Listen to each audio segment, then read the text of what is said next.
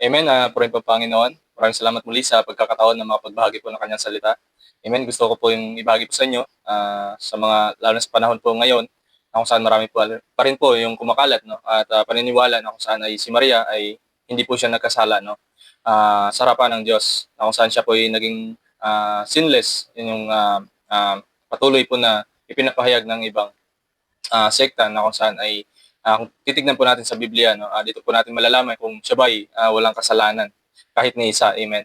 No, sabi po dito sa Leviticus chapter 12 verse 6 to 7. Sabi po dito, "And when the days of your purification are completed, whether for a son or for a daughter, she shall bring to the priest at the entrance of the tent of meeting a lamb a year old for a burnt offering, and a pigeon or a turtle dove for a sin offering. And he shall offer it before the Lord and make atonement for her. Then she shall be clean from the flow of her blood. This is the law for her who bears a child, either male or female." Amen. Dito po, no, ang pahayag po na ito binigay ng Panginoong Diyos sa kay Moises, no, para po sa mga babae na kakapanganak. Amen. Kung saan, paano po sila maging malinis sa harapan ng Diyos, no? Kung paano po sila mapatawad sa kanilang kasalanan. Amen. At dito po, no, dahil bilang sa kanilang pagpapanganak, sila po ay naging marumi sa harapan ng Diyos. Amen. Kaya dito po, sinabi ng Panginoon Diyos na sila po ay mag-offer ng pigeon at turtle doves. Amen. Para po sa kanilang kasalanan. Amen. At dito, makikita po natin, no, pupunta po tayo sa New Testament. Amen. Kung saan ay dito mo makikita na ito po ay in-apply ni Maria nung siya po ay pagkatapos na siya po ay nanganak sa Messiah or sa Panginoong Hesus, na kung saan si Maria po yung ginamit ng Panginoong Diyos para po ma-fulfill, no, yung kanyang kalooban na tayo po ay magkaroon ng kaligtasan, no, na kung saan ang Messiah ay ipapanganak, no, dito po sa lupa, no, kung saan yung pagpapadala ng kanyang kaisa-isang anak, no, para po sa ating kaligtasan. Dahil nga po wala pong ibang makakapagpaligtas sa atin mga kapatid kundi yung isang person, isang tao na wala pong bahid ng kasalanan at kung saan ang kanyang dugo ay malinis. Amen. No? Banal, no? Wala pong bahid ng karumihan. Amen. Dito po, no, sinabi ko nga po na kung saan ito po in-apply ni Maria, dito po sa makikita po, no, sa Luke chapter 2 verse 22 to 24. Amen. Sabi po dito, "When the time came for their purification, according to the law of Moses, they brought him to Jerusalem to present him to the Lord. And 23, as it is written in the law of the Lord, every male or who first opens the womb shall be called holy to the Lord." And 24, sabi po dito, "And to offer a sacrifice according to what is said in the law of the Lord." Amen. "A pair of turtle doves or two young pigeons." Amen. No? Dito po sila po yung nag-offer ng two turtle doves or two pigeons, no, para po dun sa pagsunod, no, sa law na ibinigay po ng Diyos kay Moses, no. Amen, na sa bawat mga babae na nanganak. Amen. At dito po, no, dahil sa Maria ay kakapanganak niya lang po sa Panginoong Hesus, no. At dito rin po ay makita sa verse na ito na kung saan ay dinala nila ni Maria si Jesus, no, para i-offer, no, i-present. Sabi po dito na they brought him up to Jerusalem to present him to the Lord. Amen. No? Kumbaga, i-dedicate yung Panginoong Diyos. No? Hindi po ibabaptize. No? Kasi makita po natin sa mga Katoliko na binabaptize po nila yung sanggol. Amen. Dito po makita po natin is dedication po, hindi po baptism. Amen. Dahil po yung binabaptize yung mga tao na po na nakakaunawa ng mali at ng tama. Amen. At dito po makita rin po natin sa salita ng Diyos, sabi po sa Romans 3:23 na sabi ni Paul, no, "For all have sinned and fall short of the glory of God." No? Lahat po ng mga tao ay nagkasala po sa Panginoon at hindi po nakaabot sa kanyang kaluwalhatian, mga kapatid. No?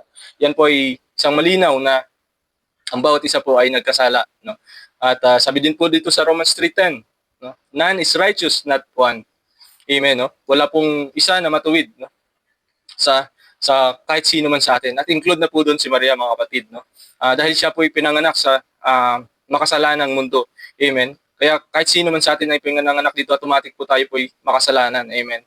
Dahil nga po yung ating katawan, no, yung nagpanganak din po sa atin ay corrupted, no, makasalanan. Amen. Kaya wala po masasabi na hindi po ang lahat ay nagkasala dahil nga po yung unang nilalang ng Diyos na si Ibat Adan ay nagkasala po sa Panginoon. Kaya ganun po, no, na yung plano ng Panginoon para po sa kaligtasan ng sa katauhan, no, is yung ipadala yung kanyang kaisa-isang anak, no, para sa kaligtasan natin, no.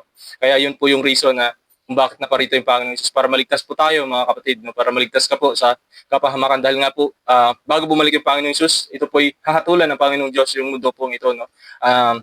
Paparusahan lahat po ng hindi po sumasampalataya po sa Kanya at yung mga tao na nagpamarka po ng 666 or ng sa kanilang katawan, no?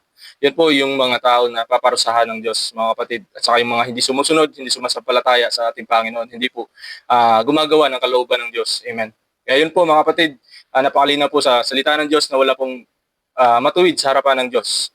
Amen. Nasa Panginoon lamang po, no, kung sino po yung kanyang pipiliin, kung sino po yung kanyang i-choose na para po kanyang gagamitin, no? At makita rin po natin, no, although na si Maria ay pananganak ng makasalanan, but siya po ay naging mabuting babae, no, sa harapan ng Diyos, even po na siya po ay pinanganak ng makasalanan. At sa lahat po ng mga tinatawag ng Panginoon, if you study the Word of God, no, lahat po ng mga tinawag ng Panginoon, sila po ay halos ay may mabubuting pamumuhay or mabubuting puso, no. At isa lang po doon na isa sa mga masamang tao na ginamit ng Panginoon si Apostle Paul, mga kapatid, no? Apostle Paul na kung saan grabe po yung kanyang dedication bilang pare, no? Bilang priest, na yung inutusan po siya na i-persecute yung mga tao, no? Yung mga mananampalataya at papatayin, no? Para tigilan nila yung pagpapahayag ng salita ng Diyos, no? About sa Panginoong Hesus at about sa kaharian ng Diyos. Amen. Kaya isa rin po dito sa patunay, mga kapatid, na hindi si Maria ay hindi po natin dapat siya i-honor, no, kagaya po ng ating Panginoong Hesus, kasi sabi nga din po ng Panginoong Hesus mismo na kung saan dito patunay na si Maria ay hindi po siya talagang dapat natin mas i-honor. Kung makita po natin na may dakila pa sa kay Maria, mga kapatid, no. Dito po sabi ng Panginoong Hesus sa Matthew chapter 11 verse 11, no. Nasabi po dito na truly I say to you, among those born of women there has arisen no one greater than John the Baptist. Amen, no? Na wala pong ibang mga ipinanganak na mas dakila kay John. Amen, no? Dito po sa mundong ito, no?